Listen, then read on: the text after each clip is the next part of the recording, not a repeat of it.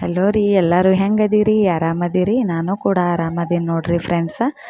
ನೋಡ್ರಿ, ಅಂಬಿಕಾ ಕೋಳಿ race walker ಇವರು ಮೈಸೂರಿಗೆ ಹೋಗ್ಬೇಕಾಗ್ಯದ. ಮೈಸೂರಿಗೆ ಹೋಗ್ಲಿಕ್ಕೆ ಖರ್ಚು ವೆಚ್ಚ ಎಲ್ಲ ನಮ್ಮ ಕಡೆನೇ ಅದ ಅಂತ. ಅದು ಹೆಂಗೇನೋ ನನಗಂತೂ ಗೊತ್ತಿಲ್ಲ. ಬಟ್ ಇವಾಗ 14-15ನೇ ತಾರೀಕಿಗೆ ಆಕಿ ಹೋಗ್ತಾಳತ್ತ. ಡಿಪಾರ್ಟ್ಮೆಂಟ್ ಥ್ರೂ ಅಂತೂ ಅಲ್ವಂತ.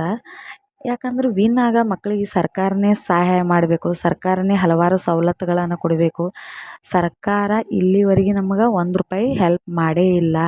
ನಾ ಯಾವುದು ಕಾಲರ್ಶಿಪ್ ತೊಗೊಂಡಿಲ್ಲ. ಯಾಕೆ ಕಾಲರ್ಶಿಪ್ ತೊಗೊಂಡಿಲ್ಲ ಅಂದ್ರೆ ನಮ್ಮದು ST ಇಲ್ಲಂತ್ರಿ. ಆಮೇಲೆ ಕಾಲರ್ಶಿಪ್ ಹಾಕೋದು ನಮಗೆ ಮಾಹಿತಿ ಕೂಡ ಇಲ್ಲ. ನಾ ಎಷ್ಟೋ ಬಾರಿ ಪ್ರಯತ್ನ ಪಟ್ಟೀನಿ.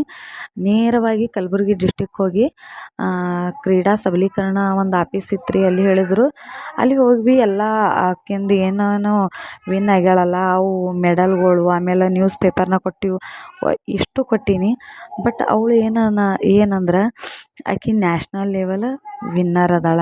ಅಂದ್ರೆ 34th ಸೌತ್ ಝೋನ್ದಾಗ ಸಿಲ್ವರ್ ಮೆಡಲ್ ಗೆದ್ದಾಳ. ಆಮೇಲೆ ಸ್ಟೇಟ್ ಲೆವೆಲ್ ಡಿಪಾರ್ಟ್ಮೆಂಟ್ ಥ್ರೋದಾಗ ನಡೆದಿದ್ದು ಅದು ಗೆದ್ದಾಳ. ಆಮೇಲೆ ಜಿಲ್ಲಾ ಮಟ್ಟ ಇವು ಸಾಕಷ್ಟು ಮೆಡಲ್ಗಳು ಗೆದ್ದಾಳ. ಅಷ್ಟಾದ್ರೂ ನಮ್ಮ ಕಡೆ ಯಾರೂ ಕೇರ್ ಮಾಡಿಲ್ಲ.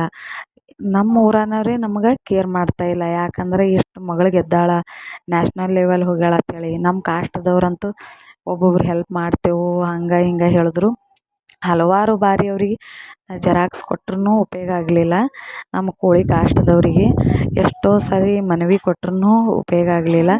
ನಮ್ಮ ಕರ್ಜಿ ಊರನವ್ರಂತೂ ನಮ್ಗೆ ಅಷ್ಟೇ ಎಷ್ಟೋ ಪರಿಯಾಗಿ ಕೇಳಿದ್ರೂ ಹೊಟ್ಟೆ ಕಿಮ್ಮತ್ತು ಮಾಡಿಲ್ಲ. ಅದ್ರಾಗ ಭೀಮಾಶಂಕರ್ನ ಹೊನ್ಕೆರೆ ಇದ್ದಾರಲ್ಲ, ಅವರು ನಮಗೆ ಹೆಲ್ಪ್ ಮಾಡ್ಯಾರ. ಹೆಂಗಪ್ಪ ಅಂತಂದ್ರೆ ನ್ಯೂಸ್ ಪೇಪರ್ನ ಹಾಕಿರಿ, ಆಮೇಲೆ ಇನ್ನೂ ಏನಾದರೂ ಹೆಲ್ಪ್ ಮಾಡ್ತೀರೇನೋ. ಬಟ್ ಅವ್ರಿಗೆ ನಾವು ಮತ್ತೆ ಕೇಳಲಿಲ್ಲ.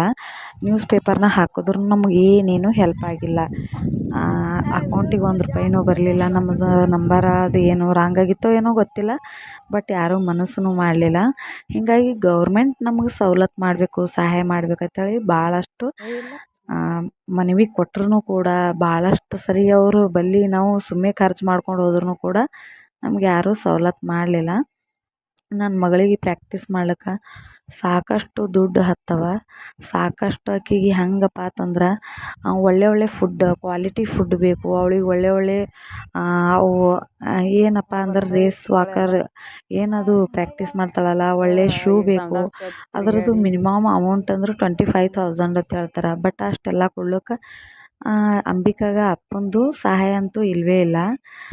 ನಾ ತಾಯಿಯಾಗಿ ಒಬ್ಬಾಕಿನೇ ಬಡಿದಾಡಬೇಕು. ಆಮೇಲೆ ನನಗೆ ಮಗ, ಈಕೆ ಒಬ್ಬಾಕಿ ಮಗಳು, ಇಬ್ಬರಿಗೂ ನೋಡ್ಕೊಂಡು ಹೋಗ್ಬೇಕು. ಇಬ್ಬರಿಗೆ ನಾ ಏನು ಮಾಡೀನಪ್ಪ ಅಂತಂದ್ರೆ ಫ್ರೀ ಶಿಕ್ಷಣ ಸಿಗ್ತದೆ ಅಂಥೇಳಿ ಮಂಗ್ಳೂರಿಗೆ ಹಾಕೀನಿ. ಇಲ್ಲಂತೂ ಇವ್ರು ಕೇರ್ ಮಾಡೋಂಗಿಲ್ಲ, ನಾ ಮಂಗ್ಳೂರಿಗೆ ಹಾಕೀನಿ.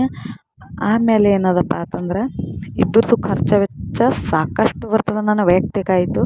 ಬಟ್ ಕರ್ನಾಟಕ ರಾಜ್ಯದೊಳಗೆ ಕರ್ನಾಟಕದ ಹೆಸರು ಎಲ್ಲೆಲ್ಲಿ ತರ್ಲಿಕತ್ತಾಳ. ನ್ಯಾಷನಲ್ ಲೆವೆಲ್ ತಮಿಳ್ನಾಡಿಗೆ ಹೋದಳು, ತೆಲಂಗಾಣಕ್ಕೆ ಹೋದಳು, ಮಹಾರಾಷ್ಟ್ರಕ್ಕೆ ಹೋದಳು. ಎಲ್ಲ ಖರ್ಚು ನಂದೇ. ಯಾಕಪ್ಪ ಇಷ್ಟು ಕಷ್ಟಪಡ್ಲಿಕತ್ತಾಳ ಒಂದು ಮಹಿಳೆ ಅಂತೇಳಿ ಯಾರೂ ಕೂಡ ಇಲ್ಲಿವರೆಗೂ ಒಲವು ತೋರಿಲ್ಲ. ಏನು ಎಲೆಕ್ಷನ್ ಟೈಮ್ನಾಗ ನಮ್ಗೆ ಹೆಲ್ಪ್ ಮಾಡ್ತೀವಿ ಅಂತ ಭಾಳಷ್ಟು ಭರವಸೆ ಕೊಟ್ಟರು.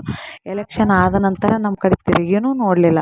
ಅವ್ರ ಹೆಸರಂತೂ ಹೇಳೋದೇನು ಬೇಡ, ಯಾಕಂದ್ರೆ ನಮ್ಮ ಅಣ್ಣ ತಮ್ಮ, ನಮ್ಮ ರಿಲೇಷನ್ ಹಂಗೆ ಹಿಂಗೆ ಎಲ್ಲರೂ ಇರ್ತಾರೆ.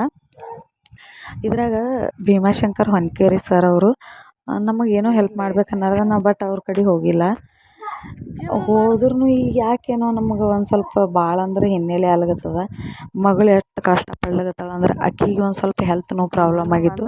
ಒಳ್ಳೆಯ ಕ್ವಾಲಿಟಿ ಫುಡ್ ಇರಲಾರ ಸಲುವಾಗಿ ಅವಳಿಗೆ ನರ ಒಂದು ಸ್ವಲ್ಪ ವೀಕ್ ಆಗಿತ್ತು. ಅದರದಿಂದ ನಾವು ಏನು ಮಾಡಿದ್ದೇವಪ್ಪ ಅಂತಂದ್ರೆ ಒಂದು 30,000 ಅಮೌಂಟ್ ಆಕೆಗೆ ಏನಾಗಿತ್ತು ದವಾಖಾನೆ ಖರ್ಚಾಗಿತ್ತು. ಇಷ್ಟೆಲ್ಲ ಮಹಿಳೆಯಾಗಿ ನಾವು ಒಬ್ಬಳೇ ಭರಿಸ್ಬೇಕು. ಹಾಗಾಗಿ ಗೌರ್ಮೆಂಟ್ ಒಂದು ಸ್ವಲ್ಪ ಸವಲತ್ತು ಮಾಡ್ತಂದ್ರೆ ಭಾಳ ಅಂದ್ರೆ ಭಾಳ ಅನುಕೂಲ ಆಗ್ತದೆ. ದಯವಿಟ್ಟು ನನ್ನ ಯೂಟ್ಯೂಬ್ ಚಾನಲ ಸಬ್ಸ್ಕ್ರೈಬ್ ಮಾಡಿರಿ, ಶೇರ್ ಮಾಡಿರಿ.